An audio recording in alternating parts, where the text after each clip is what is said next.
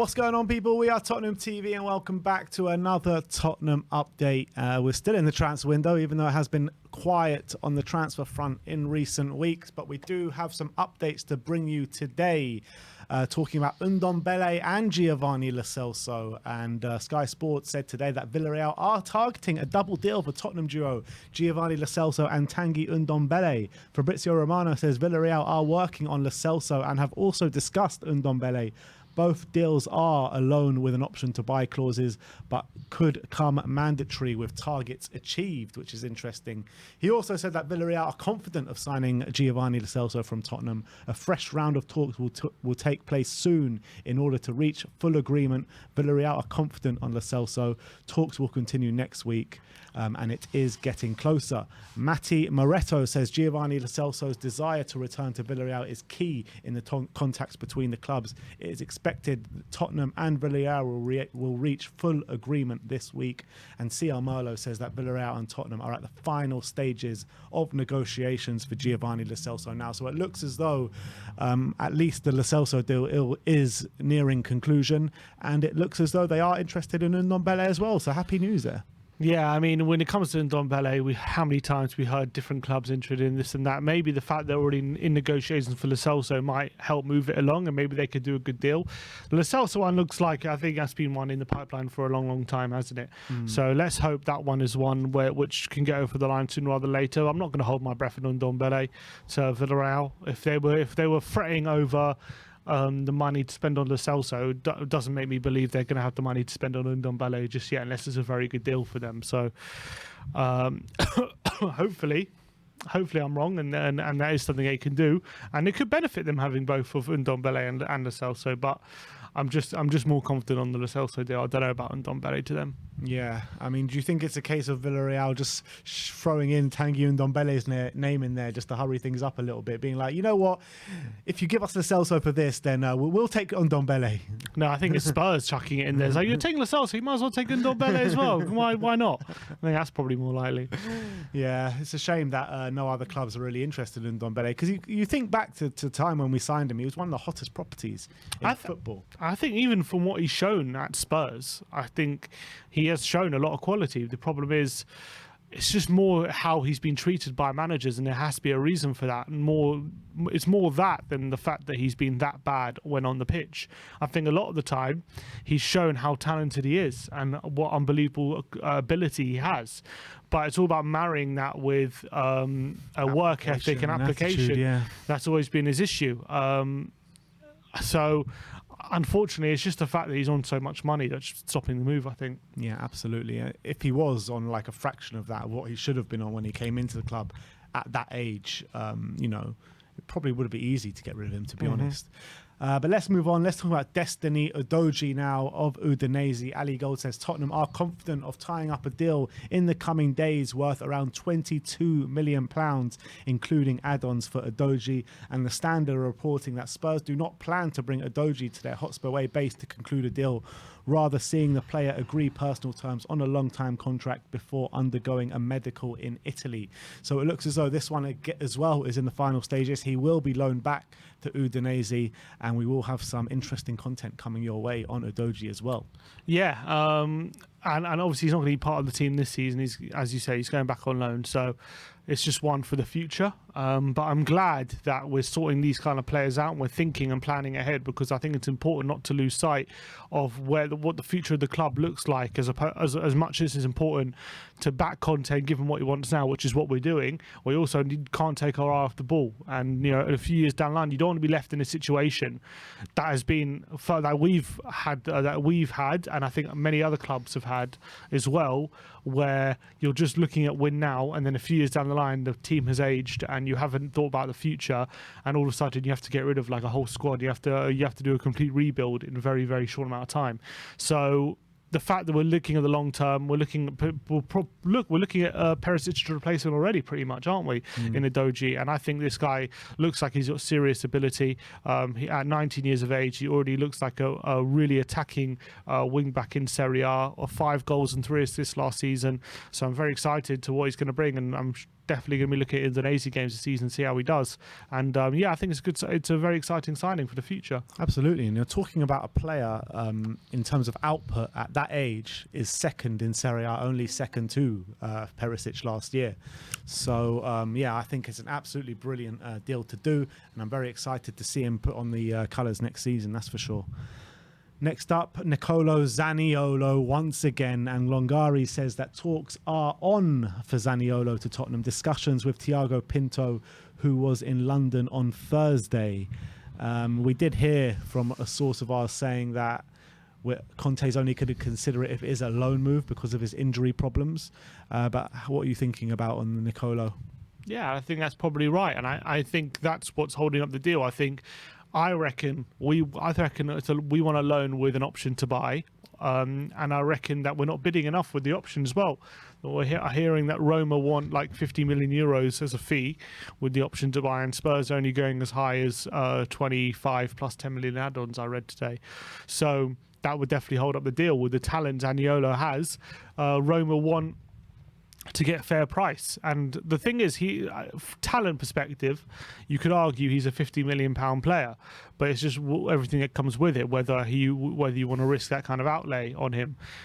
Maybe if we want the loan deal, we don't want to. If we want to buy him permanently, we don't want to be able to spend 50 million. But I don't know. I think if it's a loan bid with an option to buy 50 million, I think that's probably worth doing, because I think if he's good enough, if he's that good, then the 50 million won't be that much. Which is what 50 million, which is what about 42 million or something pounds, Something like that, yeah. Like, if he's as good as we think he is, then it shouldn't be that big of a problem spending 42 million in the future. And if he isn't as good, then you let him go.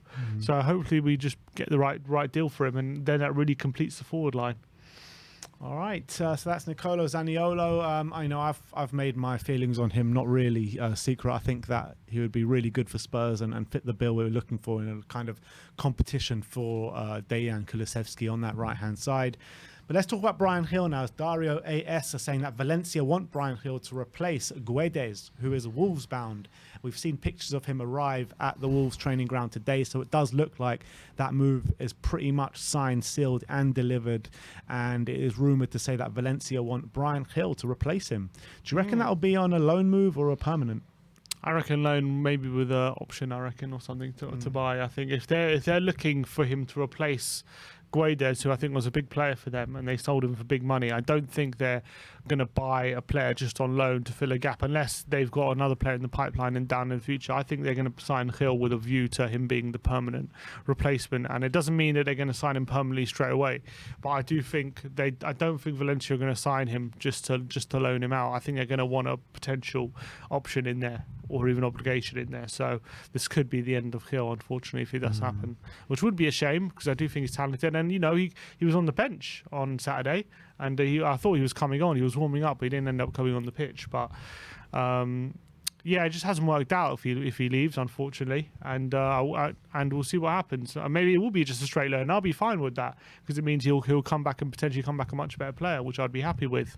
But at this point, I think it's more likely than not that Valencia is going to be a more permanent residence. It would be such a shame, to be honest, because I really like his energy on the pitch. I really think that his technical ability can be really good. It's just his he's not really physically ready for the Premier League, and I think maybe in a few years he will be if he does work on that kind of stuff. So I think if Spurs, me personally, I'd like to see him just go on a loan and see him come back and fight for his place at some point. But it's all up to Conte and what he thinks, and doesn't really seem to fancy him too much. So we'll have to see how that one plans out. And the last bit of news we've got for you today are some quotes on Hugo Lloris from Brad Friedel. And have you got them there? What can you tell me he's been saying? Yeah, so Friedel was talking about Hugo Lloris and how good of a goalkeeper he is, and he said Hugo Lloris could stay another 5 years. No chance Spurs are looking to replace him. Hugo is a great professional, and the club will be able to assess his fitness. Hugo could still have 5 or more years at the top, barring any bad injuries. I expect to see Lloris performing at another very high level next season, and I don't expect the club to be looking for his replacement anytime soon. He also followed on saying talking about Harry Kane. Kane, saying Harry Kane should retire at Tottenham and become one of the greatest legends. Retiring at Tottenham is a great option for Kane. It's an incredible club, and if he did end his career there, he would go down as one of the club's all-time legends. The board and Daniel Levy hold the power. If Levy feels he should sell Kane, then he will. If he wants to keep him, he'll do everything to keep him happy in his contract. I don't think there's a bad choice for Kane. Interesting though what he's saying about Lloris. He said he reckons he could be number one for 5 more years. Interesting. Interesting words. I mean, he played till 41, so maybe you say if I did it, Hugo could do it. Hugo's a much better keeper than me. Yeah, I think he is as well. But I mean, I would say the way Lloris is playing and how good he is right now, I mean, there's nothing to suggest that he's slowing down, in my opinion. I mean, as in, obviously, I don't know if he's as good as he was 10 years ago, but I still, or 5 years ago, but I still think he's a top level keeper, and I still think he's one of the best keepers in the league right now, the way he's playing. But it's for me, it's just the way Hugo was talking about his own career when he signed that contract. When was it? In January. He said, I've signed a 2-year contract and we're going to spend these 2 years looking for a new replacement and we're going to find the next Tottenham goalkeeper for 10 years. So if that's his mentality, you would never hear say, like, for example, like Ronaldo say something like that. He's always going to feel like he's number one. He can be the best striker in the world, wherever he is. But Lloris is kind of already for himself feeling like he's winding down, and I don't think he'd be saying that unless he felt that. So that tells me he's not going to be Tottenham number one for 5 years. But I don't know. I think if in 2 years' time, if he does leave Tottenham, I still think he could be a number one for a very good team. I think that the way Lloris is, he's looking at his own age and he's saying, he doesn't know how his body's going to feel in 2 years, and I think it could definitely be a case where in 2 years' time, if he feels still good within himself to sign an extension of that contract for another 2 years, I think at that age you probably have to take it a bit step by step, and it might be a bit unrealistic for the club to give him like a 5-year contract instead of that 2-year contract. So I don't see it beyond all realms of possibility being when his contract is coming to an end in 2 years' time, if he still feels good with himself to sign an even further extension to that. If he's this good in 2 years' time, I don't see a reason why not to. Yeah, I agree. And it's going to be very hard to find this replacement for him. Extremely hard. And it could be even a case where in a year's time, 2 years' time, we sign a younger keeper that goes under the wing of Hugo Lloris and Hugo stays as our number one. Yeah, well, I mean, I wouldn't be against it if Lloris can maintain these levels. But with age, we know, comes a decline of performance. But with keepers, it's different. Buffon was playing till he was 42. As you say, Friedel playing to a lot older as well. Goalkeepers can last a lot longer. Although the goalkeeper that Hugo is, he relies very much so on his quick reaction time and stuff like that. And is that the first kind of thing to go when you're a goalkeeper? I don't know. It's not for me to say, but I'm not sure if he's the profile of goalkeeper he's going to go until he's 40. But maybe he will. Maybe I could be wrong. And for what Friedel's saying, Friedel seems very confident that from what he sees, that Lloris could carry on for a long time, and that says something for me. Yeah. All right. Well, that is your Tottenham update for today. Let me know in the comment section below if you have any thoughts regarding any of the news stories we've brought to you today. Like, subscribe, and comment. And as always, come on, you Spurs.